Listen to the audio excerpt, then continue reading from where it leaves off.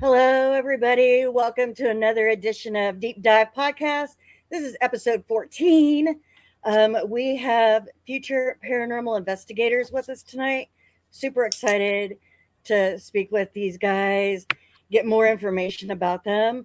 So, as you come in, say hello in the comments, pop in any questions that you might have to ask. I'm sure there's going to be a lot because they're a little bit different than a lot of the other teams. That's why we're super excited to have them on and learn more about them. Um, Wednesday night, we are going to have Bluff Paranormal on the show. They will be on at 7. Oops. And then May 3rd, can you believe it? We're already going to be into May. May 3rd, we got gals, ghosts and ladies that'll be on the show. So they're going to be, I don't know if it's just going to be her or more people on the team, but we'll be talking to them. It'll be fun. That'll be at 7 Eastern, 6 Central. So we are looking forward to that. We just got back from Billy Creek in Indiana State. Yep. So we were gone 4 days, investigated 2. We also made 2 other stops. We went to the Spirits of Marco Church and the Old Spark Saloon. So we did a lot of pit stops while we were out and about. But those are podcasts for another day. You guys will have to join in. We got to figure out when we're going to do those. But thank you so much for joining. Again, say hello in the comments. Welcome, future paranormal investigators. We have Jim and Sky, Melissa, and Taylor joining us tonight from there. Feel free to ask any questions in the comments. I'm sure they would love to answer them. They started the group in 2018. And since then, they have, I don't know, you guys may have had more since you originally sent me this little bit. But they've had over 40 kids in the group. So we are going to dig deeper into that, see where they're at and all that stuff, and talk about their investigating methods, where they're at. If you're interested in joining them, maybe you can get in contact with them and, hit them up and all of that good stuff. So we are going to go through all of that tonight. Thank you guys for being on the show. You can say hello. Hello. Thank you. Jim, go ahead and tell us a little bit about you and Sky. And I know you were talking a little bit before the show about how you actually got started. So we'll go into that. We'll let Taylor and Melissa also talk. Let us know what part they are in the team and all that. Tanya is on a team member of ours. Hello, Tanya. Thanks for joining. Hi, Tanya. But yeah, go ahead, Jim. I will let you talk. Well, I'm Jim, and this is my wife, Sky. Prior military, retired in 2013 or something. And my wife said, no, you're not. Get a job. I decided to go to school and became a teacher. High school English, grades 8 through 12. Deployment, came home from a deployment in 2005, and my wife had recorded on VHS. That tells you how long ago that was. Thinking that I would be very interested in it. And yes, I was very interested in it.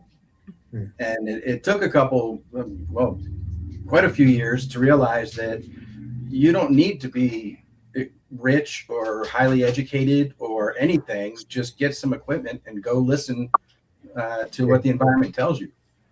And our first experience was my first school district. We had a lock-in after a prom, and we just had a digital recorder, an IR camera, and I think 1 K2 meter. And the kids were getting bored, so they went back to the cafeteria to do their dancing and goofing around. And my wife and I were in a very old part, and she's holding a camera on me, and I'm across maybe 10 feet from her with a digital recorder in my hand. Sky kicked a box and identified it, said that was me, and we caught our first EVP. Right after she said that was me, you could hear her whisper, "I know." I mean, clear as a bell. There was no question. I didn't have to play with audio or anything right there on the digital recorder. So, of course, that set the hook. Sure. Fortunately, my wife is very, very lenient when it comes to me buying equipment. she funds my hobby right now. I went to my second school district where we met with Taylor. Taylor was 8th grade at the time. I was teaching 8th grade English, and I told him about my experiences at this last school, and there were a lot of kids that were very interested in it. Fortunately, we wheedled that down to 6 who were really, really interested. Taylor was one of those, and we actually had meetings. We created the bylaws. They created the name. They created the logo. By the way, both our logo and name are trademarked, so I'm protecting that with my kiddos. They worked hard. Last minute, right before our very first investigation, we lost one kiddo and talked to his dad. His dad was a teacher there also, and he said, "I just don't want my kid out all night." I was like, "What do you straight?"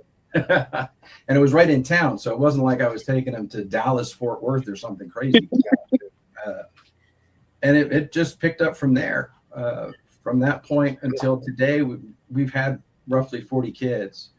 Unfortunately, once they hit 9th and 10th grade, their schedules go crazy. And our rule in Future Paranormal Investigators is family first, education second. Gotcha. And we are way at the bottom. So if it comes to your education, I won't let you participate. Yeah. Oh, that's awesome. You know, if you have to go visit great Aunt Sally that you've never met before, it's family. You're going. You're not going to use me as an excuse. And it's worked really well. We most part had a lot of kids very interested, in for the right reason. We're not fun house. We're not jump scare. We are strictly electronic surveillance. And I warned them up front, and they learned very quickly that it's 99.9% boredom and 0.1% what was that. But Taylor was there helping us build all this. And unfortunately, she's graduated working and has kids, so her participation is almost the door is always open. I know. All right, give me a second.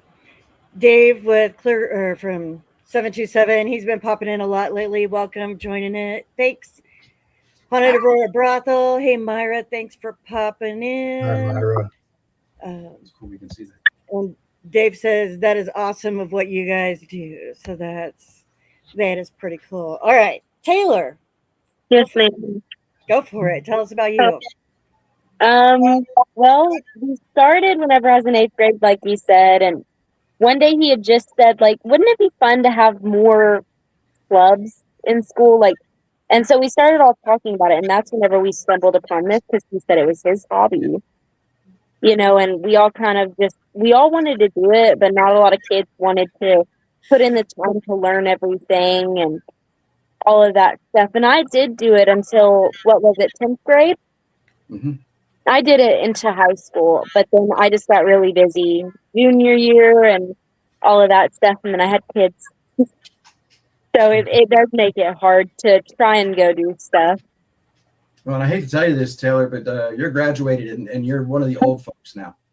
Exactly. Yes. Old farts. Yes. All right, Melissa. So I have always been into the paranormal. My mom always told me when I was younger, I saw and talked to ghosts. So something I've always been into. And then 3 years ago, I went to the West Tex Paracon. I met Jim and Sky there, but we really didn't talk a whole lot that time. Investigated at Old Park, and then 2 years ago did the same thing, and that's when I got the chance to really talk to them. I am an empath, so Jim invited me along to whichever investigations I wanted to do. So it's been kind of nice being able to help these kids learn how to use equipment, but also to not just jump at, oh, wait a minute, what was that? What was that? And have them learn how to debunk stuff too. Sure. And we've had to do that quite a bit. Lots of footage. That's awesome. Yes. That's awesome. This is how funny of a person Myra is. She's like, I'm over here waving like, can you see me? Oh my goodness. Yeah. Hi. Yeah. She's We're all the same, she's aren't we? super sweet. We are all the same. Yeah, she's super sweet. Yeah. Okay, so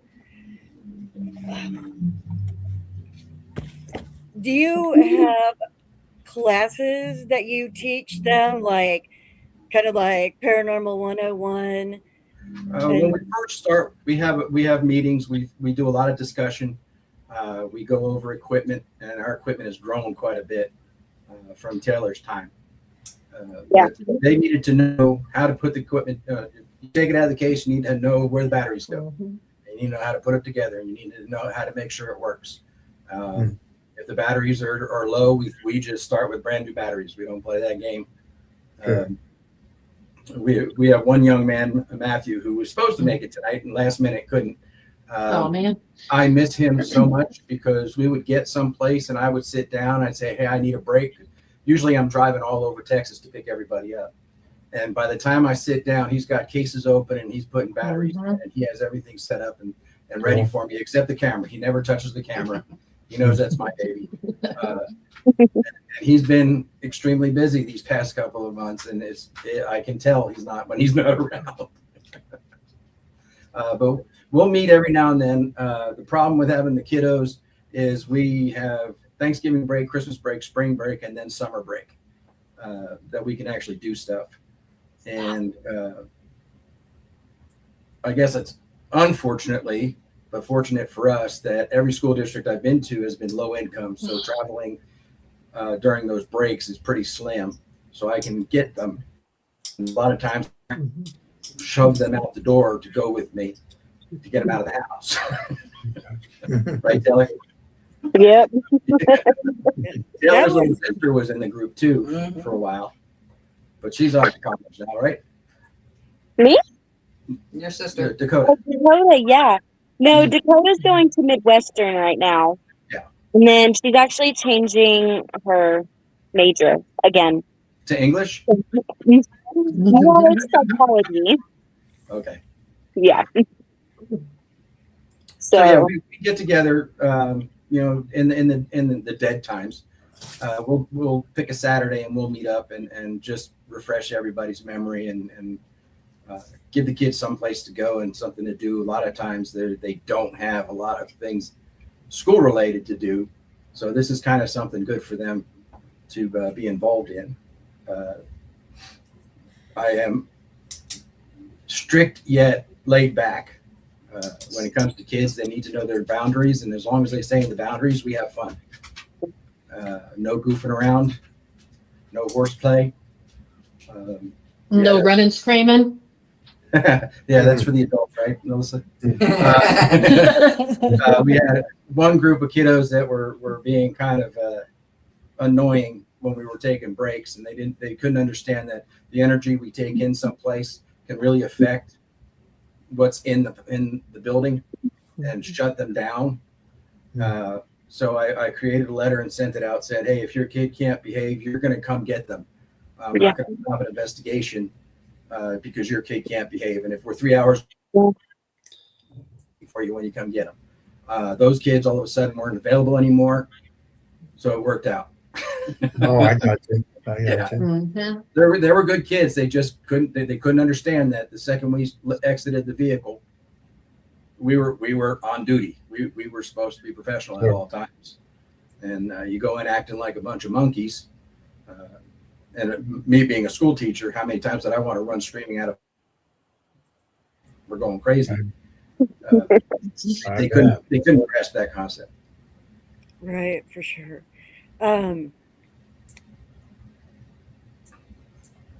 So that answered like one of my questions, but because that was what I was gonna ask what was expected of the kids, but you hit on that, so that's pretty cool.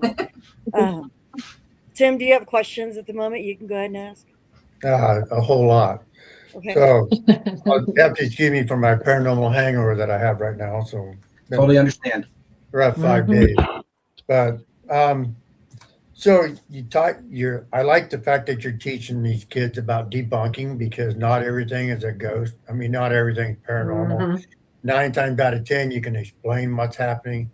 So tell me about your method. Tell me what you do to help them to learn about debunking, what to look for, what may be out there, or what could be part of a paranormal investigation that you want to find the proof of what it is. Well, most of the stuff we catch is during review. There are very, very few times that we were present and saw something or heard something. S-Box, we hear things, that kind of thing, yeah.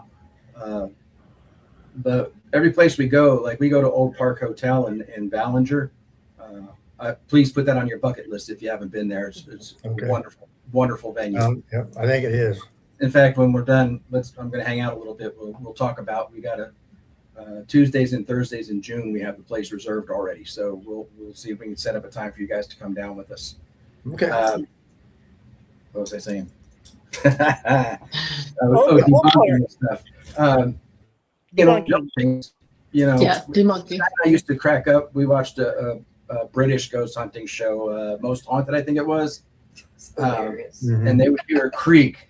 And, oh, did you hear that? They said their name was Maria. No, that was, Oh my goodness. that was a floor creaking. Yeah. So getting the kids to understand that buildings settle. Mhm. We started investigating. Mhm. Texas is crazy. It could be 90 all day and then 40 overnight. Buildings are going to settle. They're going to creak. They're going to groan. Sure. We will, unless a ghost comes in and says, "Hi, y'all," we are going to assume it's the house, the building. Okay. I mean, if we hear a voice, then we're on it. Oh, that's really cool. So do you have a lot of people come in, they watch YouTube, they watch all this stuff on paranormal, and then they try to come with you and help you investigate, knowing, hey, I already know what is because I saw it on YouTube. Nobody's tried. I usually broadcast on Facebook, on our Facebook page, hey, we're going to do Old Park Hotel Wednesday nights at such and such time. Just recently, I did a solo at Old Park and figured out how to go live. It didn't last too long because I got bored and everybody else got bored. But no, and working with kids, I'm very, very particular and very, very protective of who participates with us. Okay. Haven't had any instances, and that's where I really trust Alyssa and her empath abilities. If she gets the heebie-jeebies about someone, I'm going to take her word for it. Agreed. We got members of our team are the same. They can do it. I wonder about that because we always want people to learn. Don't watch YouTube. Don't watch all these paranormal shows and expect to go out and be an expert ghost hunter. So that's something. I mean, we run into it sometimes. So that's things that we got to do. And when everybody gets on our shows, it's pretty much the same. We don't deal with that. We don't act that way. Do that thing. So that's really cool to know. So what schools do you go to? Do you just go in your surrounding area that you work with kids in schools, or do you reach out in other states? My first school was an hour and a half away. My second school was about 50 minutes away. Where was the third school? Santa Ana. Yes, That was another 50 minutes away. then Clyde. Then Clyde was about 20, and then Luders of Oka was about 45 minutes. And I've got kids from all different districts. Okay. So picking them up was a lot of fun. My wife actually forced me to get a van, 8-pax van. And Hey, it's a neat van though. yeah, and I also have lots of toys and the flashy lights and all that other stuff. Mhm. For instance, my driving, for instance, the last time there was 3.5 hours worth of driving before and after the 6-hour investigation, picking everybody up and dropping everybody off. Because even like Luders of Oka High School, there are kids that are 10, 15 minutes away from school, 20 minutes, 30 minutes away from school. So I was driving all over the place to pick these kids up. Okay. But I have kids from all different school districts who are interested, and as long as they keep, I send out messages, hey, this is my plan. And bottom line, and I tell the kids and parents, I'm going ghost hunting. Your kids are allowed to come with me. And they can join me anytime, but I'm going ghost hunting. and they can't make it, I'm not going to take it personally because guess what? I'm going ghost hunting. Oh, God. Mhm. Understand completely. Exactly. Sure. I try to keep a minimum of 2 kids, mostly because I'm a 50-something-year-old male and don't need any of that innuendo crap. I'm with you. A I'm lot with of you on times, that. Alyssa will be there with us, so right there, I'm kind of covered because she wouldn't put up with that crap anyway. Nope. Oh, gotcha. Nope. Gotcha. Sound like you had a good plan going there. So, Melissa, tell me about some of the experiences you have actually been an empath. Being an empath, what kind of experiences do you find when you go? I mean, what do you usually run across? I'm more empath with live people, except I can feel the energy a lot of time. When I go into a place, when I go in, I can tell if it's, going to be quiet or if it's going to be one of the more active times. Um, Sometimes I can kind of feel if there's an angry ghost. For instance, I was at Magnolia Hotel one time and there was supposedly a drug addict that died in this one room. And my daughter and we felt high. She's empath too. We couldn't stop laughing. And my son was on the phone and he's like, "What is wrong with y'all?" And I'm like, "I don't know. I feel high." So, there's different experiences like that. I can feel the anger. I can feel the sadness. Sometimes I don't feel anything at all. Okay. Okay. She can also tell the kids when they're getting on my nerves. Yeah. Oh, Yeah. there you go. That's a good Yeah. one. Yeah. And I don't mind Jim's telling getting- them either. Jim's getting angry, guys. Yep. Y'all better slow down. That happens a little often.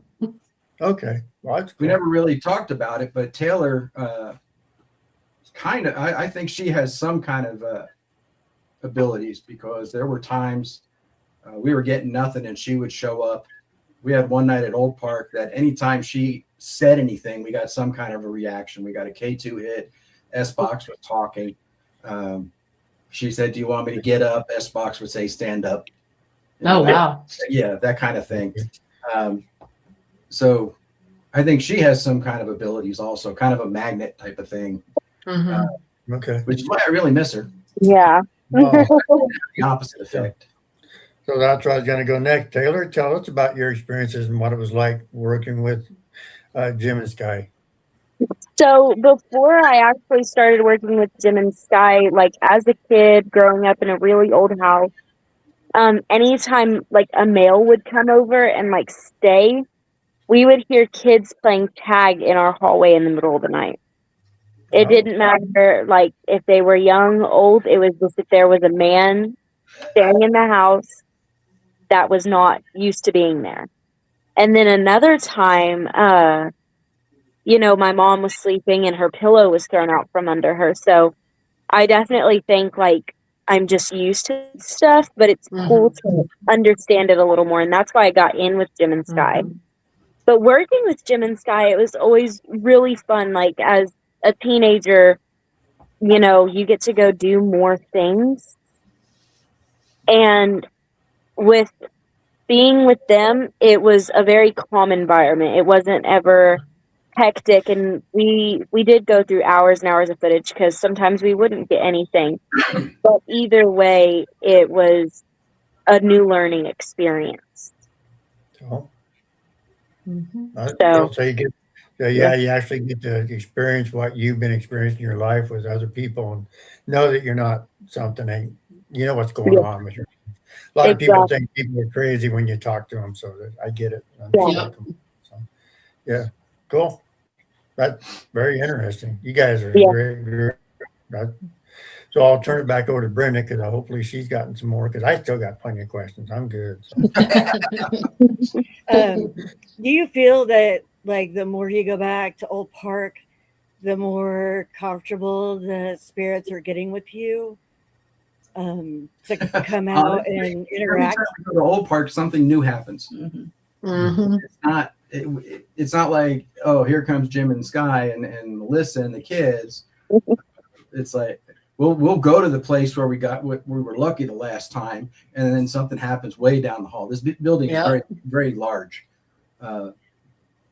and I swear that building just makes us cat and mouse all night.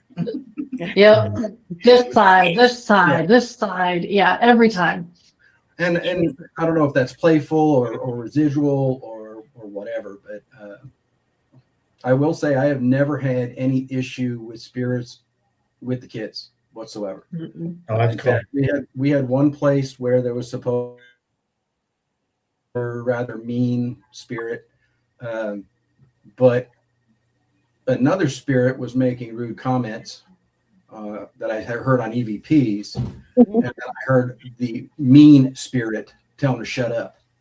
Oh no! On an EVP. Oh, So I think having the kids there is kind of a swap where the spirits are a little bit protective. Some more. okay.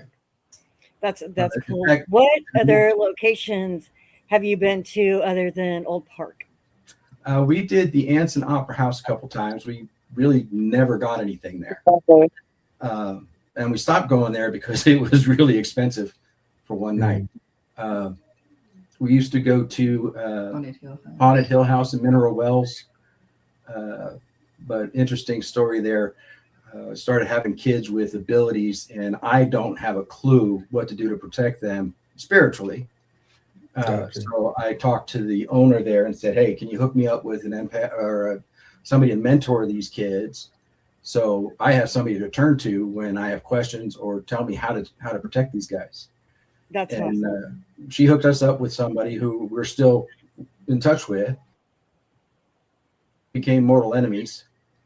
And I was told by the owner of Hill House that if I'm still friends with her, I'm not allowed to go to Hill House. Oh, wow. So I opted. I'm one of those. You give me an ultimatum, I take the most painful one for you. Wow. Which is basically $500 a hit out of her pocket. Mm-hmm. During the summer, we were going once a week for 4 or 5 weeks. Wow. Wow. Place. I miss It's it. a great place. We got some of our best evidence from that place. Wow. But That's too I don't bad. play games. I don't play games with my kids. If the owner's going to be like that, then Sure. My kids aren't going to be involved there. Well, we got to do the hospital the one time there at Mineral Yeah, Wells. there's that was shut down quite a few decades ago. Helicopter base. Do you remember the name of it? No, it's driving me crazy. I can see the gateway as you go in. They opened it up. We were their first and only investigation because right after we went, they condemned the building. Wow. Wow. Don't get me wrong. The owner said if you and your kids are coming, we have to have safety glasses and leather gloves on. So we went and bought the safety glasses. And did you go on that one, Taylor? No. Your dad and Dakota did. Yeah, I think so. Dakota did. I think your dad did. Your too. dad did too because he was telling me about his helicopter days. And Okay, yeah, probably. we've And the done Bolton House. Bolton House in Jacksonville, Oh yeah. Texas. Even if you don't have experiences there, it's a beautiful house. Mhm. It is. Yeah, we had experiences. We were the first ones to ever investigate there, so that was pretty Oh. cool. Yeah. That's if y'all have seen me running screaming, the bathroom door opened next to me and caught me off guard. And embarrassed to say, I did jump up and well, not just me, but yeah, jumped up and ran. And I'm getting. Hey, I'm it caught me off guard. I'm holding the camera, wondering why everybody's running at me. Yeah. They're trying to get away, and I'm like, "What just happened?" I'm always looking the wrong direction. What was the name of the It's your Yeah. favorite video, though. Wells that we did one time? Sometimes that happens. Actually, I was talking yesterday with the owner of the Bolton House. So Yeah. Oh, she's so sweet. I love Becky. it is a very beautiful location. We were Mhm. like, we could just go vacation down there Mhm. Exactly. Yeah. and, and investigate while we're at it. Yeah. So the locations that you go to, do you pay for them out of pocket? Do you have the Oh, yeah. kids chip in anything that they can chip in? Like I said, I've always worked at low-income school districts, so there were never any dues. Okay. We paid for meals. We stop at a dollar store, grab snacks and drinks for the evening. They get at least one meal with us. Yeah, they'll get them at least one. If we drive all the way to Jacksonville, which is 6 hours, it's multiple meals. Okay. But both of us grew up where we couldn't do things because we didn't have the money to go. And I don't ever want that to be an excuse or a reason why one of my kiddos can't do this. No, that's cool. Now, I've had a lot of parents say, hey, here's some money. You want some money? It's like, no, I don't. This is, again, I'm going ghost hunting. If your kid can come. Yeah. It, That's pretty cool. I came up with something else. I forgot what it was. Outside of the instance where the bathroom door caught him off guard, have the kids had any other things happen at locations where it's startled them, or after the debunking thing just kind of left him scratching their heads like, Oh, well, we at Haunted Hill House. Have you been to Haunted Hill House? we have not. It's on the list. There's a spirit that the owners claim is a demon. I don't think it's a demon. Named Toby upstairs. And we were in a small room. Little boy's name was Joshua. And myself and 3 or 4 kids in there. And right outside the door, Toby started chattering. It was right outside the door in the hallway. The video of what Melissa was talking about with this video, because my kids look over me and say, hey, I think I just heard something. They're just kind of, wow, that sounded like it wasn't supposed to be there. All affected. And again, we're not a jump scare kind of place. It's Gotcha. We are there. We hear something. We're going to investigate it. We're going to find out. We are going to debunk it. Believe it or not, I am a huge skeptic, a hopeful, wishful skeptic. Okay. But unless a ghost sits down right next to me and says, hey, let's talk, I'm going to go debunk it. Okay. And that's the way my kids are trained. That's actually really cool. When I got started, like I had went on a couple investigations with Tim, but when I originally started the Paranormal Girls, like we had cameras and stuff, but had no idea that you needed like 15 batteries and a thing to charge them on, and things for your IR lights, and we didn't know any of that. Yeah, So, exactly. Yeah. You want as many of those you can get. Yeah. And I can go all night. I can go a couple of nights on one of these. Correct. Unfortunately, it takes 2 days to charge, but I think it's like 18 hours for a camera. So yeah, we were going through, I have little cameras that the kids were using, and going to IR ate those batteries in like maybe 15, 20 minutes. Right. So they would have batteries in their pockets. Yeah. So like we didn't know any of that. So we're on our first investigation ever, and we get like an hour and a half of footage. And that's it. From like the entire time we were investigating. And so it would have actually been cool, or it would be cool to have, a little bit more of that training, like, because it's minimal stuff, but it's important stuff to know. When you're going through and reviewing evidence with them, When I'm going through evidence, but not with them. Well, is it easy for you to get them to understand what it is, or do you review the footage and then show them what you caught? Like, how do you? I review, and then I'll clip what I found. We'll get together and I'll say, hey, what do you think about this? I mean, I may know it ain't paranormal, but I want them to listen to it. I want them to see it and come up with, is this or isn't it? 99.9% of the time, it's nothing. I find it funny that you were laughing when I was asking that, and I'm like, really? You should have them sit through an actual review to Well, realize that you have to sit through hours and hours Yeah. and hours and hours. I do put everything on a Google Drive and give it to, and I have a Google document that they can put, hey, this camera 1 file 003. I thought I heard blah at this time, and nothing. No. No, I think it's just me and you guys that go through and review any of it. Yeah. And Sky never has any time to do it. She's a nurse practitioner. Yeah. She's Yeah, working all the time, so it's Oh. usually just me. And I am so far behind right now. I'm probably close to a year now, just Yeah. because getting my butt to get started. Once I get started, I can go a couple of days, and then I'll be like, "Oh, I need a break," and that's the dumbest thing to do. Correct. He's like Yeah. that. He's got a bunch of videos to review that he still No. hasn't. Now, of course, I'm if telling you. I'm listening and I find something, then you're on a mission. And Correct. Well, watching paint dry can be more interesting sometimes than watching the camera. Yes. Yeah. Yes, definitely. A lot of times I'll find myself not paying attention, and Yep. I'll just document what file I was on and just stop Yeah. because I got to start over again wherever last thing I remember actually listening to. Mhm. Yeah, it takes a lot of patience to do that. I got security cameras that we set up and they run all night long. Holy Mhm. moly. Mhm. Come on. There's you're no like- audio. you're like, You know, come on, No come on, audio.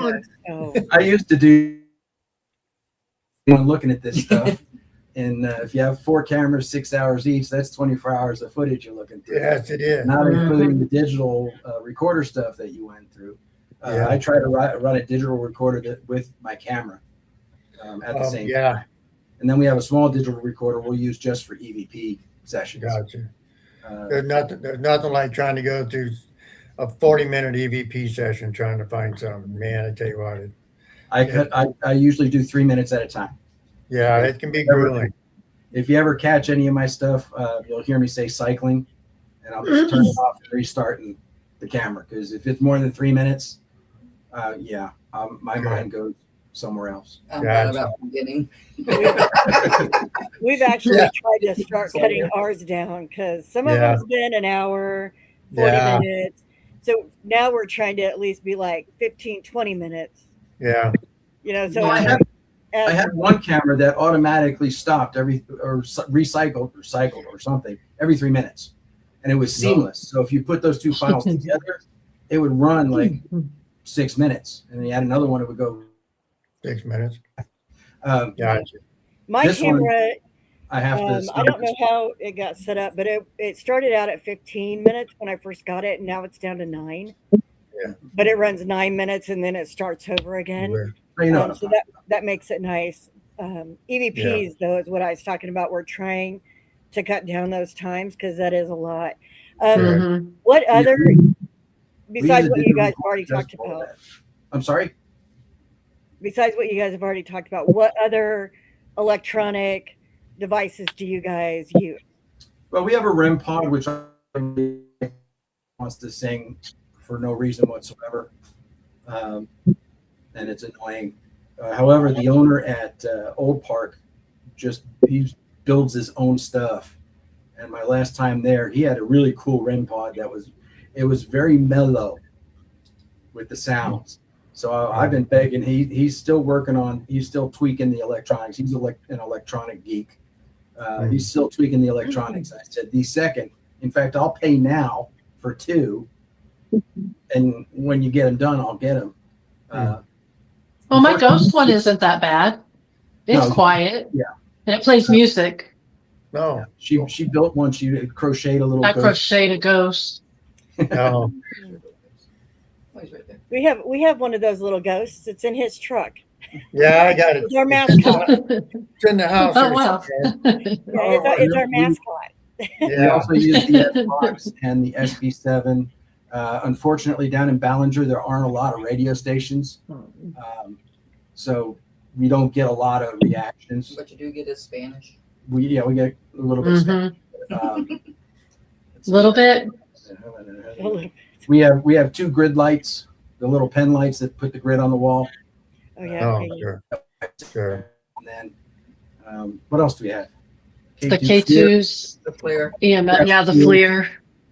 We have Oh, wow. EMF temp gauges. Okay. But I'm trying to teach kids. This is the biggest investigative Exactly. tool. Exactly. Mhm. And we do it at night in the dark. And I explain to them that's because when you can't see, your other senses kick up. Correct.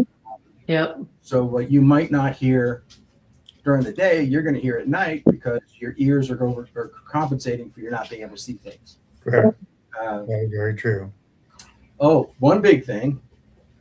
Hi, Lynn. One of our paracons, or one of our group investigations, was with Chris and Mike from the Wraith Chasers. Oh yeah.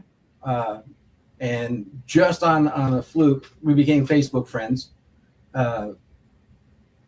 They're two wonderful guys Yep. and really good with my kiddos. So on a fluke, I messaged both of them and said, "Hey, by chance, do you ever do any investigation with a group instead of one of these 50, 60 group investigations?" And he said, "Well, yeah, but it's going to cost you." And I said, "Well, give me an idea of what it's going to cost."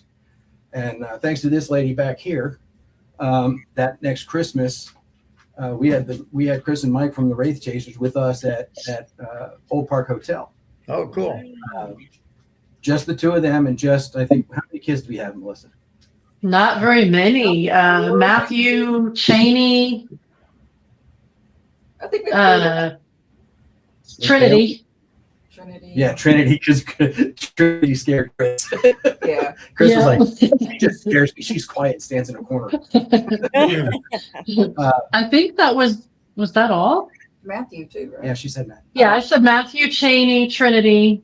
And then it was us two, you I and was your there. husband. Yeah, I think that was. Oh, was Yeah. Bailey and her mom. No. So it was a nice small group. Down after about the first hour and said, "Holy cow, Mike, we're actually just sitting and investigating, like the good old days." Yep. And we had a great time. Unfortunately, I had just come out of surgery. Oh, 2 days yeah. before, and I was drugged way, a lot of painkillers. So I think I slept more than investigated. But they had a good time because a couple months after that, they said, "Hey, we're free again next Christmas time." And sure enough, last year they were here for Christmas. Or no, No, it's July. it was July. Yeah, because it was still really hot. We went to Jacksonville. We went to Bolton Street House. No, But cool. it's all out of our pocket, so it's quite a bit. But again, I have a wife who ugly, and It's very much appreciated. Thank you, guys. they were supposed to come out this coming July again, but they got snagged for a Europe trip for one of their. They work through a company to do the group investigations. So we're not going to see them again until Christmas. But it's been a yearly thing, and they're asking me, "Can you schedule us in?" And they're great, wonderful guys. Mike is probably one of the most laid back. He looks like one of those biker guys because he's bald with the. But man, he loves working with the kids. Just cool. Magnificent experience. Out of all of the TV folks, I'm really glad that we've had the opportunity to have them join us. No, cool. They've had a busy couple of weeks. They were just at Indiana State and then at Ashmore State. Mhm. If you Yeah. follow They're on my feed all the time. they're Yep. every weekend. Well, Thank you, Lynn. thanks. What you guys do is very, very cool, and it is very, very cool. It is. I found out by accident from I think it was Ghost Hunters. They were in Gettysburg, Pennsylvania. That's where I went to high school. And I'm looking like, that's my soccer coach from high school. That is my soccer coach. I swear that's my soccer coach. And I actually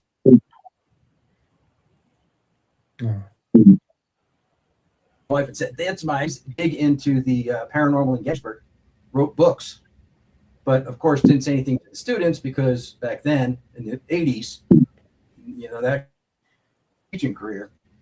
But I really wish he had that I had known that, because I imagine what I could have learned from him as a teenager before all of the equipment came out. Sure. Mm-hmm. When you're actually investigating with the old school stuff. Mm-hmm. Sure. All right, I'm done talking. You guys. I'm gonna flip it back over to Tim. So, interesting. You graduated. So you went to high school in Gettysburg. I've been to Gettysburg. Haven't done any investigations there, but I really want to badly. I like to go back in the battlefield and try some of that. Yeah, that'd be so awesome. Maybe we get together and do that. I'll be a student. I'll still pay my own way, but I'll still be a student. As far as that goes, that's really cool. Now, because we spent a lot of time on the battlefield as teenagers, especially when you get your driver's license. You just want to go somewhere and hang out. You drive out on the battlefield and park a little round top, and you just sit up there and talk about what teenagers talk about, whatever that is. Gotcha. But never, I wasn't into any of the ghost stuff. In fact, I was deathly afraid of the dark, and if I heard a creak over my head, because that was the anti-ghost protection. Gotcha. I understand that completely as far as that goes. Yeah, I would love to go back to Gettysburg now, especially some of the buildings that I've worked in high school, not knowing what I know now. Mm-hmm. There you go. And that hindsight's always 20/20 when it comes to like paranormal stuff, because we experience stuff as a kid that we don't really think about. Then we get older, we're like, oh, like Taylor, hey, I know what's going on now because that thing's happened. And we got some people on our team that had things happen to them their whole life, and so it's great for them to go and we get together, and now they understand and they're able to use their abilities to actually not be afraid to use them, but actually bring them out and get to use it as they know them. So, well, I have to tell you, we had 4 other folks at the time, and we'd be somewhere and we would hear a thump or a bang or a creak, and all the others' kids' eyes were like this big, and Taylor's looking at me like, no excitement, no nothing. Like, did you hear it? I mean, what was that? Am I crazy, or was that there? Is it or is it not? Sure. But from there's my things, experiences, it was. There's things that'll startle you because you don't know what it is, so it will startle you. Mm-hmm. I totally get it. I've been startled in my life too. So, and then some people like to put statues inside doors, and you walk over and it scares the crap out of you. Yes. So, Went to school in Ohio, and a guy had dogs set up and mannequins set behind doors. Took all night to get used to that, but as far as that goes, that's what the previous owners of Oak Park Hotel were kind of heading in that direction with the mannequins and the not anymore. They sold to a guy. You guys know Chad Wandell by chance? No, do not. Magnificent, wonderful. I'd say young man because electronic geek. So the first thing he did was set up cameras in 9 rooms, and I think now there's actually like 13 now, but he had to take 2 down because they were messing with the doll room camera. So he's got to get another system to put them together. And to tell you the kind of owner he is, first time we actually had an opportunity to do any kind of investigating with him, we stepped out into the foyer area, and one of the kids pointed at the K2, and it was going nuts, and spent probably a good 10 minutes narrowing down the area. I'm just standing off to the side with the camera. He's totally running the show. It was his Wi-Fi equipment off in a corner was in a Faraday box, but the front had glass access, and it was perfectly aligned with that was where the K2 was going off. And he was as excited debunking as he would have been if we hadn't. Oh, This is his venue. This is his dollars coming in, And to have somebody who owns a place like that teaching my kids, hey, yeah, we found something, it's nothing. And be excited about it. I mean, high-fiving the kids that it was really, really awesome. And I think I put it on Facebook, on our Facebook page. You did. Okay, that's cool. Just amazing man. And he's gone through, how many rooms has he cleaned out? Melissa, you were part of that. I think there's only 2 rooms left inside that we need to clean up. There's one outside. 2 weeks ago, we actually got that whole outside cleared out. Like you can walk through that little alleyway, that backyard that they had. We cleaned all the trash out. We chopped down all the weeds. His wife told him he can buy the hotel if he puts it back to the way. And he's working on it. He started in the early 1900s. And he is putting everything he can into it. He just got the plumbing to where it's not going to burst every winter. Mm-hmm. Next on his list is the roof. The roof, yeah. Replaced. There's no more patching. But he is putting everything he can into this building to put it. Okay. And he's actually going through a lot of research to erase some of the things the previous owners were saying was going on. He's making it more historical. Yeah, Correct. he's going the historical route, not the not the fun house. Yeah. Oh, okay. Yeah. So again, if you ever get a chance to go, I strongly suggest it. I hope we can set something up where you guys come investigate with us in June. That would be cool. Because even if you don't get any experiences, you can just feel the history in the place. No. Yeah. Well, our motto is if you want to go ghost hunting, get in the truck. So we'll get in the truck. That's a good one. And if there is a room, get on top and hold tight. There you go.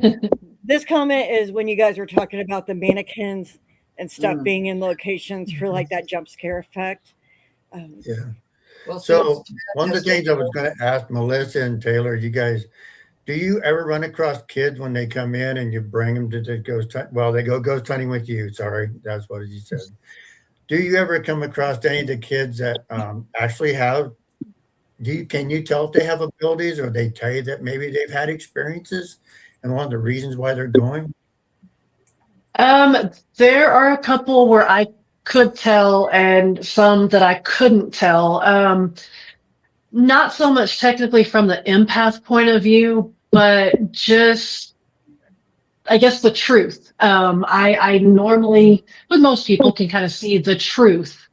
So yeah, there was a couple that Jim had, one specific that Jim had asked me about, and yeah, I could definitely tell that she was, but then there was also a couple that, hey, did you see that? Oh, look what I saw. Look what, and I'm like, y'all did not. Okay. Yeah, you didn't. Gotcha. And so I'm curious to know, because I guess my curiosity is why are they interested in going? What is their interest in starting ghost hunting in the first place? I mean, like Taylor, she had experiences in her past, but to me, the interest, is it just being a ghost hunter, or just learning the trade, or just learning about paranormal? I mean, is that what you run across mainly? I think with some of them it is. Oh, sorry. Go ahead. I think so, honestly. Like, you run into a lot of people who just want to do it just because. Yes, because they've seen the shows. Yeah, it's something to do. It's something cool that you don't really hear about often. And I think people just do it because. Oh, okay. I'm going to tell you that a large portion of those 40-something kids were high IQ kids. Yeah. It's a good skill to have. They wanted the scientific answer to what's going on. Oh, and that's what I want. You know, if I catch something that is irrefutable scientifically, then we're in there. Kind of like Jason Hawes used to be at the beginning of Ghost Hunters. Now it's not paranormal. It's not paranormal. Gotcha. And everybody's trying to convince him it was, and you can't convince me. But the high IQ kids, they hear something and they want to dig in and find out what it was, even if it was a mouse knocking a cup off the counter.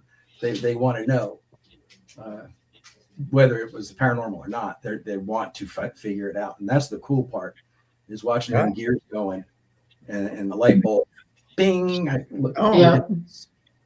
another magnificent thing about working with kids is some of the simple things they come up with. All this equipment. And one of my kiddos, just probably a year ago, Simone, said, "Mr. A, why don't we have balloons?" And I'm thinking, we're not having a party. What are you talking about? We're always asking them to move things. A balloon would be the easiest thing to move. Why don't we have balloons? So here I am with a couple hundred, maybe $1,000 worth of equipment, and all I needed to go was go to the dollar store and spend $1 on a bag of 100 balloons. And yes, in my backpack, I have a bag of balloons in there. It's now part of the tools. But that's the cool part. The kids come up with the simplest ideas. Gotcha. To figure out what's going on. And some of the best. Yeah, some of the good questions too. Sky, you want to say something? What was you going to say? Well, I was just saying that one of the things I like about working with the kids is that they actually they don't react as much the way you think they would. They're more calm, it seems like, and more interested in going towards what it is. Yeah. But it's their perspective and their questions. I mean, it's just like they think of things that I would never have thought about to ask that are actually very relevant. And you're like, why didn't I think of that? You know? And That's awesome. It's really good. Yeah, that's awesome. The whole point of the name is we're supposed to be teaching these kiddos to go on their own someday. Taylor, someday when her life calms down and she wants to go ghost hunting, she has some things in the back of her head that she can pull forward and go do. Will she start another crew of a bunch of kids? I hope not. I hope she's not that crazy. Lynn's got a good question about the spectrum. Yeah, we have a couple of kids who are sensitive. And one young lady, Trinity, I kind of use her as one of the pieces of equipment. We'll walk in a room and I'll look at her and I'll say anything. And I can always tell she can see things, visual. And she says that if she can see something, it'll give her a headache if she stares at it too hard. So I'll be standing in the room and I'll notice her very slowly getting behind me so she doesn't have to look anymore. And I know there's something over there to look at. But she came up with a spirit's name just before the S box said the same name. So she has proven herself on several occasions that she's not goofing around. This is the gal that Melissa was talking about earlier. Wow. Very, very sensitive. That's impressive. Yeah. She says spectrum here, thus the question. Inquiring minds wanted to know. That was actually a good question. So. The only thing I'm afraid of is not knowing how to protect them in that area. They need. We have two folks that I'll get them in contact with, so they can learn to defend themselves, to set up that barrier that they need to set up. Because somebody kicks the door down, I'm prior military. I can defend my kids, but if a spirit comes and starts messing with somebody who's sensitive, what do I do? Exactly. So they need to know. I carry a little packet of tourmaline necklaces for the kids to wear. We do a prayer at the beginning and a prayer at the end. Prayer of protection, prayer of everybody stays here that was here. But they are an asset, most definitely. That's right. Yeah. We'll be taking a break and you'll say, we need to go upstairs now. Okay, let's go. I mean, there's no question about it. I'm not going to. No, cool. And again, I think Taylor has something also, because we've got a lot more responses at Old Park with her there at the time. That was probably 3 years ago, 4 years ago. 4 years, I think. Yeah, you were still in school, so it was 21, 22. Yeah, probably 20. Gotcha. Because we're not getting anything, and then Taylor starts talking, and boom, everything starts happening. And I'm gonna use and abuse that. I want to collect. And I want evidence. And if she can get the go-keys to talk to her, then you got it. You have the show. I'm just going to carry the camera. Exactly. Well, that's really cool that happens with kids. I mean, everybody has a level of sensitivity, no doubt about it. Some people more than others. I mean, it's really great that happens. So I was curious because I didn't know how how the kids would react to going ghost hunting and what the things they may run across or experience, or like Taylor, what does she hear? What does she think? Those type of things. So Well, that's those are really the, great. the ones with the abilities are the ones who don't get startled. Yeah. They might get upset. They might have an emotional reaction where they get upset about something. Like really overwhelming. Say that again. Sometimes you'll get like a really overwhelming feeling, like all of a sudden your chest is kind of feel a little anxious, and it's just all, and then it'll go away. No. But they're the ones who are usually, okay, I heard that. Let's go figure out what it was. Okay. Because they have the previous experience with no adult supervision whatsoever. They're in their room playing, chatting with ghosts. No. Most Yeah. of the kids don't shy Very away. true. Very true. That's very If they true. see something or they heard a story that something happened in this room, they go straight in there and try to figure it out. They don't say, well, I don't know if I want to. They just automatically Okay. do it. Okay. Well, that's really cool. Those are some good kids. Sorry, Melissa. Yeah. Hey, now when a cat ball drops behind me and makes a loud popping noise, it's gonna startle me. Yeah, it will. Same with the door. Now, when that doorknob turned at Oak Park, I just was like, "Oh, hi." Yeah, it was right across the hall from you. I think I put that on Facebook too. Yeah, it was on there. And the debunk to let people know that what that sound was the actual doorknob turning. Before it opened. It wasn't just the door wasn't shut. No, it freaked or like shrieked. I was sitting on the couch and it was right across, and you can see the camera jerk over, and she says, "Hello." Yeah, it's like okay. Yeah, because we will get our personal experience will outweigh any of the evidence that we actually catch. It's just the way that it is. It's just the way that it is. And then you can sit for 8 hours in a place and nothing actually happens. So part of ghost hunting, that's the way it goes, as far as that is. Exactly. So you talk about the door opening and the doorknob. Is there anything really exciting that you caught or that's been astounding or say I scared you to the point, Oh, scared? That would be Hill House. I was upstairs alone in that room where the kids and I heard the Toby on the other side. This was during a big group investigation, and I decided just to stay upstairs in this little room, and everybody was downstairs. You can hear him in the background of the video and the recording. And Toby actually started talking on the side of the door in the hallway. That's the only way out of this room. So of course, I'm getting a little, what do I do? How do I get out of here? But as soon as that I got the guts to go downstairs, I uploaded it on my laptop, and I had one of the guys that was running the thing. I said, "You need what I heard," and he listened to it, and he said, "It actually says your name, Jim." It's like, no, it didn't. It was sounded like a chattering sound. But if you listen to it, the last two things he says is Jimmy and run. No.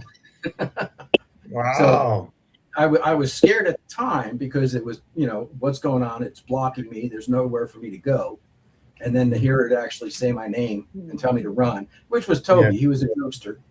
But that was kind of cool. And at Old Park, we were sitting upstairs, and we actually heard cowboy boots walking around upstairs. We thought it might be the owner downstairs, but that floor is all rug, so we wouldn't have heard the clomping of the. Oh, and we have in the spurs. Sure.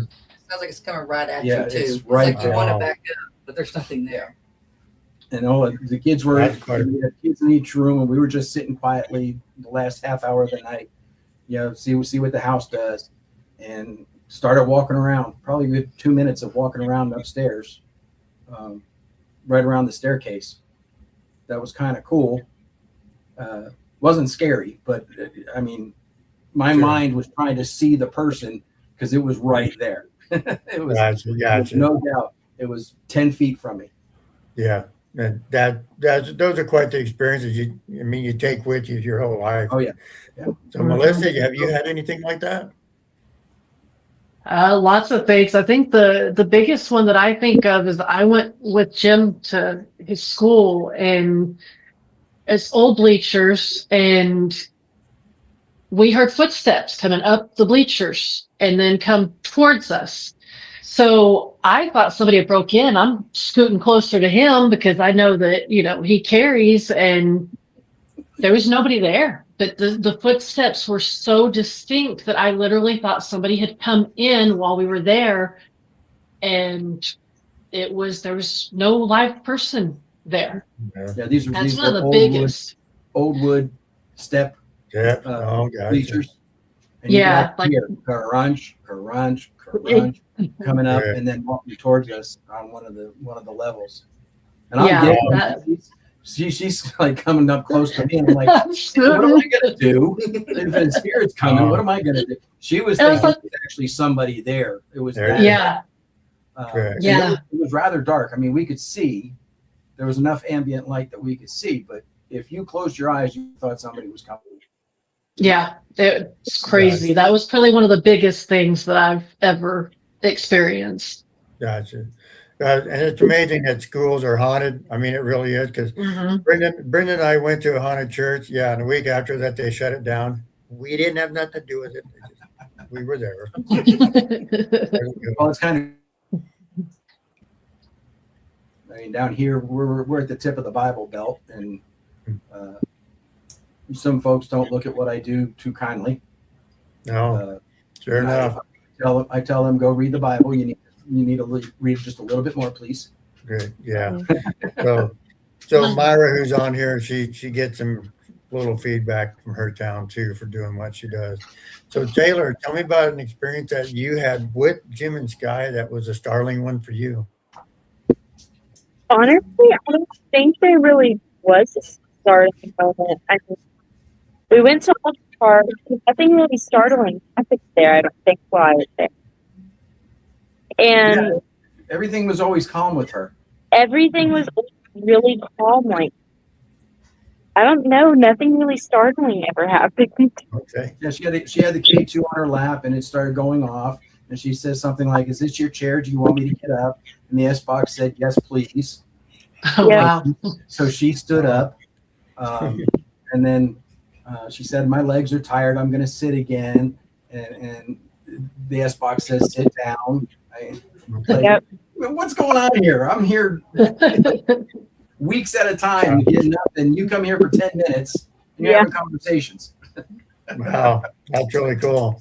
Well, I'm glad to hear that you didn't get nothing really scared, just startled you. So that's cool. Yeah. Hey, Veronica, thanks for joining. Go ahead. Nope, I had a question, and now I got to remember it again. I was going to tell you, Brenda and I have dead bells, and we use them a lot because they actually are effective. And we were in a place in the basement, and I had my dead bell on my leg, and she had hers on her leg, and those dead bells were playing dueling dead bells the whole time. I mean, wow.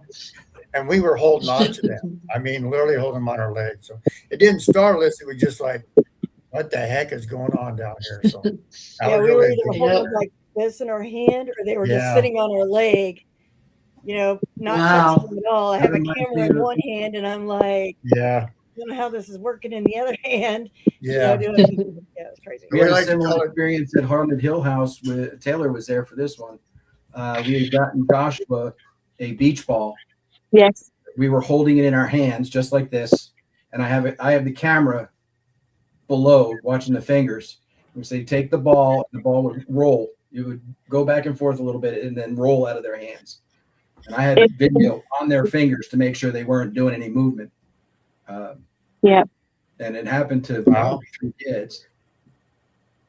And that was exciting, especially with Joshua. He was a young boy that was really badly deformed. So back when he was alive, they would hide him in the back attic. His room was up front, but you actually had to do a little crawl space to get to where he was stuck if they ever had guests. And he got out once, and the stepdad beat him to death for getting out. So anytime we went there, we would take books, we would take toys, we would take a beach ball, Yeah. just because. Yeah. He's a kid. Wow, Mhm. that's really cool. And we had another experience where the ball rolled all the way to the door, and I asked one of my kids to get it, and we have an EVP of a kid saying, "Ball," real loud. That's cool. Yeah.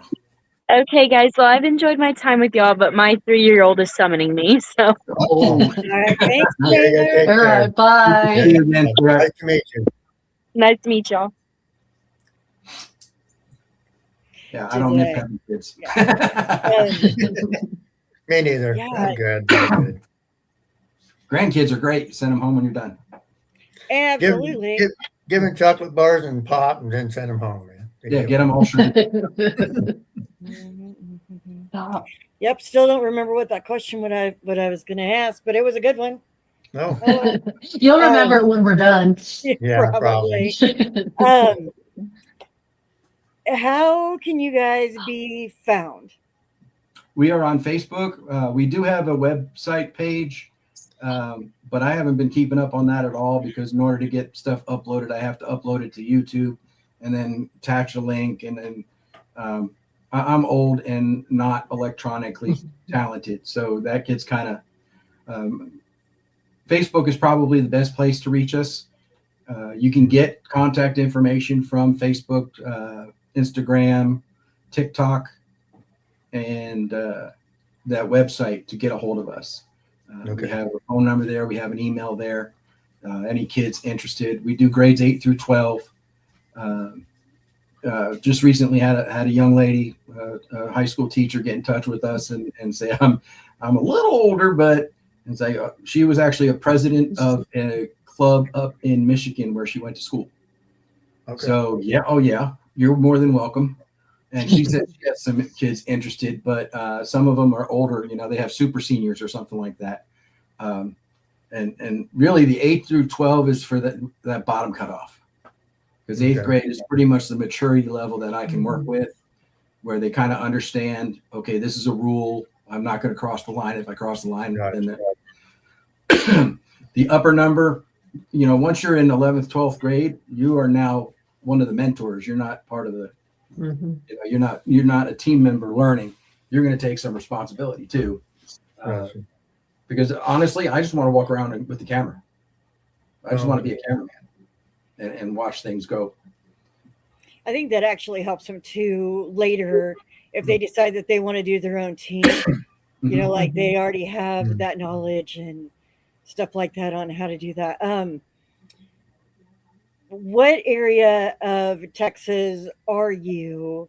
So if there's parents out there that are like, oh, the kids are interested in that, like, and they get a hold of you, like a surrounding area of where you're at. I'll travel just about anywhere. I am unemployed at this time. Fortunately, Uncle Sam is paying me retirement check, and Veterans Assistance is paying me a disability check, and my wife is a nurse practitioner, so our income is fine. I can spend. Well, I have a very large honey-do list that I'm always working on. I'm glad she left when I said that, because usually I get a smack when I say it. But I'll travel just about anywhere to set something up. Now, it may not be future paranormal investigators if it's that far away, but I can get them set up, sit down with them and tell them what kind of tools they can use, what equipment they should look for, send them a copy of our bylaws. And these kiddos, when they created the bylaws, one of them was you had to have a 4.0 average. Wow. No school discipline whatsoever. No ISS, no lunch detentions, no detentions, no failing grades. And I was like, hey guys, I greatly appreciate that, but no. Let's lower the GPA a little bit. Even as a school teacher, if they put in the work, that's what I'm looking at. And I'm not looking at the grade. I'm looking at the work. Do they have the work ethic? If they have the work ethic, they're more than welcome to join us. Okay. But if it's like Lubbock and I need to travel to Lubbock for a weekend to go talk to some folks, we can set stuff up, and I can set them up with a whole bunch of ways to get things rolling. And it may not be our organization, but you don't need to join us to go ghost hunting. That's the cool part. That's what I learned after watching Ghost Hunters. If you have to get up and go. Correct. And it doesn't have to be a venue you have to pay for. We have places. We have Lake Fort Phantom, or what is that? What it's called, Melissa? Fort Phantom Lake. Yeah. Fort Phantom by Fort Phantom Lake. Yeah, and that's definitely a haunted place. But it's outdoors, so I don't like to do outdoor stuff because the wind messes with the microphones and you have It does. Yeah. But I'm going to start taking the kids for the experience, just to go and get some experience with that. But you got that. We've got bridges here and in mineral wells that are supposed to be haunted. I mean, you can go to a whole bunch. Angelo. We've had one kid. We did their house. Their mom said, "Yeah, you need to come and sit with." And we didn't take all of the kids with us. We also do private, like if something comes up. Melissa and I did a person's house up in Looters, Texas, because she was wondering what was going on. If it's a new place, she and I will go, or she and I and Sky will go and scope it out first, and then we'll take the kids. We won't just take them someplace unless it has the reputation that we can research. But anytime anybody wants to do this, they don't have to wait for somebody to come and do it. They can do it themselves. That's the best part about it. Correct. That was my question. I was going to ask, do you tell your kids where you're going beforehand? Do you have them research where they're going so they get at least the history part? When we first started, yes, but we go to the same places so often now that we already know. We have a whole new set of kids from this past year, and the whole time we're driving, I was telling them what we experienced, the story behind the place. I mean, the hotel has so many different stories from the late 1800s all the way up till I think it was 1980s, Melissa? I think so. Yeah, I think so. Where it was actually run as a hotel or a boarding house kind of thing. So yeah, I used to make them do the research. In fact, one of my ways of weeding the kids out was they had to have, it was like a 10-page exam that they could take home. They can do everything online. They can research everything online. And as soon as they saw that test, it was like, yeah, I'm not interested. Like that's the kid I don't want in my. You need to be serious about it. The original 6, if you look at can the folks see the logo in the corner? Like, we have here. You know, fat guy in the middle, and you have the 6 little ones around him. Those are the 6 kids, and the fat guy holding the selfie stick, because I'm so far behind the times, is me. You have the 3 swags at the bottom of the ghost there. That's me, my wife, and my mother-in-law, because when we first started, my mother-in-law was in on this. And they came up with all this stuff. You don't have to go that extensive if you want to go ghost hunting. Get yourself a little recorder. I think you can get them at Walmart for like $20. Yeah. You get a cheap camera as long as it does IR so you can see at night. You're set. Just go. I think you need to do like TED Talks and go to schools and be like, you can start your own group and this is how you do it. I would, except that would be cool. We are the south tip of the Bible Belt. The Bible Belt, and even my mom, who is extremely religious, has tried talking to me about it and told me how. and again, you need to read that Bible a little bit more. There are a couple scriptures that you really need to look at. And I would never put my kids in a dangerous situation like that. And that's why when we met up with Melissa, I was more than happy. In fact, I think I begged her a couple of times to join because I needed that empathic buffer zone. If she says, get the kids out now, there's no question we're getting the kids out now. So your kids that you have, or the ones that you've had for a while, what do they say their favorite location is out of the ones? Probably Old Park. Old Park. Yeah, probably. Old Park. And I think it's because we go there so often that we have the most evidence from there. We went to, I think it's Hill House in Gainesville. I think it's called Hill House. Yeah, Hill House Manor, I think. Hill House Manor. Yeah. We got nothing there. The Anson Opera House, we went 2 or 3 times. We got nothing there. But we go to Old Park so often. That's our go-to. That I think the amount of time we spend there gives us more evidence. It's not that we go and hey guys, let's go so much time there that the odds are for us to catch stuff. Gotcha. But the kids don't care. They want to go. Mhm. Right. They wanna Awesome. go. Well, that's really cool. Any last questions there, Tim? No, I don't have any questions. I will say what you guys do is really, I think is pretty awesome. I wish it had been around when I was first started ghost hunting, because I agree. I did the same. I had a camcorder, digital recorder, and a K2 meter, and I was in Missouri State Penitentiary Oh ghost wow. and had no Man. idea I had no clue what I was doing, walking around trying to figure it out, you know. So that was my first place I ever ghost hunted on my own, and I went with a group. It was an open group to the public, and I went. And then later on, I got to meet some people in another paranormal group and join them, and we started doing residential and stuff with a lot of things because we were trying to help people out. And I learned to be. I'm an ordained minister, and then I've been trained by demonologists and what to do and stuff. So I've been doing this for a while. Brenda, I'm glad that I asked her to go with her, and the group accepted me. So that's how the ... and Tim comes along. So, but Sometimes I feel like it's future paranormal investigators ... and Jim, And Jim? there you go. the driver's camera guy. Yeah. I think what you do is really fascinating. I mean, I never thought about doing something like that with kids, you know, going out and trying to teach them. I have taught other people or tried to help other people learn how to ghost hunt. That's something I've done in the past. But I've never done It's something not like something that that. comes up often, but I bet you if you ask a classroom worth of kids, are you interested? 2 or 3 are going to say yes, if not more. But it's a topic that never comes up. And I just happen to be with a good group of kids.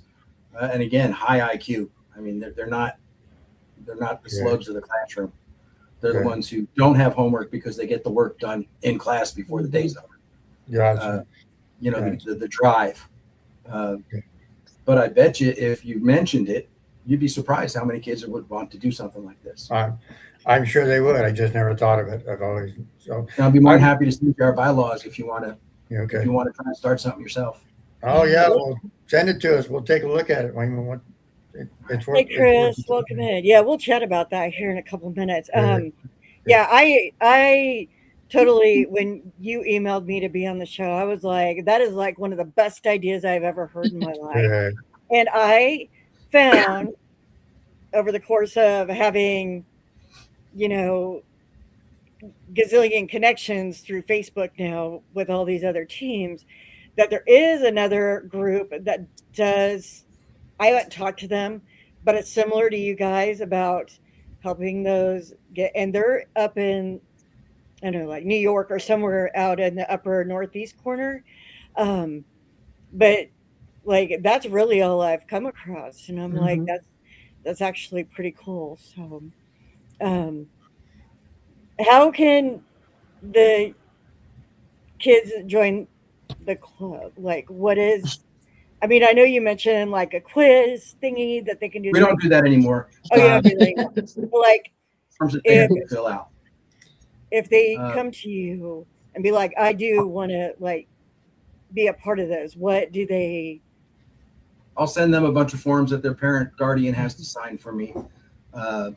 Things such as, can I include them in social media? Because if I have a clip and they happen to be sitting there, I mean, there are parents who don't want their kids on social media at an early age, but usually the high school age, they really don't care because they know the kids are on TikTok anyway. But legalities that protect me and the organization. Media is one. Being a teacher, we're not supposed to have students in our private vehicles form where the parent guardian gave me permission to have them in just for this. Have their personal cell phone numbers, which is a no-no in Texas school districts. But I have a separate phone just for future paranormal investigators, not my private phone. And anytime I text a kid, it's kid and parent guardian. So it's always the two of them. So they always have the email traffic, or I'm sorry, the text traffic. Cover my butt. And also we need their shirt sizes because we make their shirts for them with the future paranormal investigators. We have the logo on the back. And hey, look at that. Names. Yeah. Oh, That way I know this is my shirt. Yeah, that's why I have my name on my shirt, so I know who I am. So, and it's just formality. There's really, as long as they understand that we are a serious organization. It isn't a social club. It's a serious investigation club. And we have fun. Don't get me wrong. We have our fun. It's just more towards the adult, mature level fun. okay. Go jump on the couch and bounce on the couch kind of thing, Right. hide in the corner and jump out and yell boo. Gotcha. Yeah. Yeah, for sure. You pretty much have to have a jail sentence to not be allowed to at least participate once. I passed. I passed. Understand that it's not a school function. There's no slap on the wrist if you mess up and you're making it difficult for us to invest. Right. And I'll send a letter home to the parent guardian saying, hey, here's the situation. If you want to talk to them and you want me to give them one more chance, okay.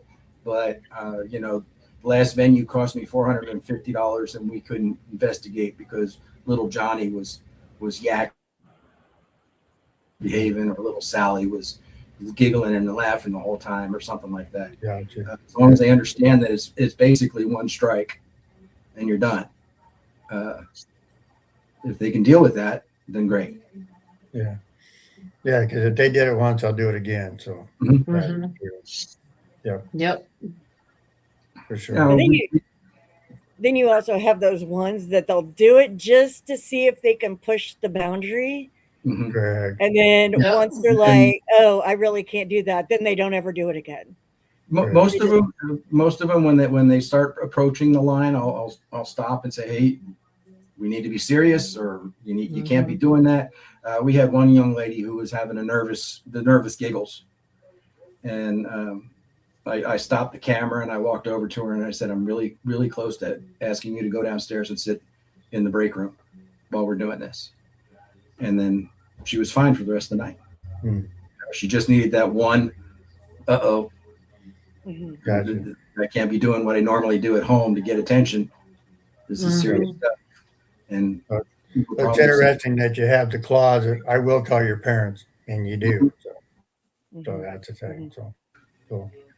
No, I've enjoyed this podcast. You guys are great what you do. I do look forward to invite us. It'll be a 12-hour trip for us, but just get in the truck. Oh, wow. We'll come down there. So well, we'll set you up. It's fun to see y'all in person. We'll set you up. We'll get you a hotel, so you're not driving forever, investigating, and then driving forever. We'll make sure that you guys are safe. we're too old to be. Or you could do like me and just sleep there by yourself. Yeah, because I'll do it. He basically rents the place out like a hotel. The check-in time I think is 7 p.m. Oh, Yeah. and checkout is 11. It's like, yeah. Oh. So he runs it like So a you hotel. can sleep. We I just slept in usually a haunted location, so I'll do it. I'll sleep in a haunted location. I'm good with it. So they really don't. You might have experiences, but I don't think they're gonna like grab your pillow and yank it out from underneath your head, kind of thing. No, they'll just try to wake you up whenever the owner needs to go to the emergency room. Yeah, that's Oh. true. That's true. oh crap. I had them trying to wake him up and trying to wake me up at the same time. And then he's like, I need to go to the emergency room. Like, spirits Okay. must like you. Oh crap. Okay. Lynn says, drive the truck past your house. Unfortunately, we're not that far east. Well, it's just a scenic route, Southern Maryland. Yeah, there you go. I grew up in Pennsylvania and New Jersey. I'm done with the Northeast. I'm much happier in Texas. Thanks, Chris. Thanks, Chris. I'd rather spend the money on airfare to fly you down here than go up there and get you. Oh, right. Yeah, for Yeah. sure, for sure. All right. Well, thank you guys so much for Thank being you. guests. We Sure. like to let all the guests know we will have them back in about 6 months or so. Get Sure. some new Cool. updates. You know what's been happening. We'll have all new kids by then. Yeah. Yeah. So, So we'll definitely scoot back to get you guys on the show once again. Lots of haunted locations in Calvert County. Oh yeah, Northeast is big time. Yeah, there's a lot out there. Anyway, again, come back Wednesday night, 7 p.m. We have Bluff Paranormal, and we will see you guys then. Hang tight, you guys. We will catch you Wednesday. Thank you very much. Yeah. Y'all have a great night.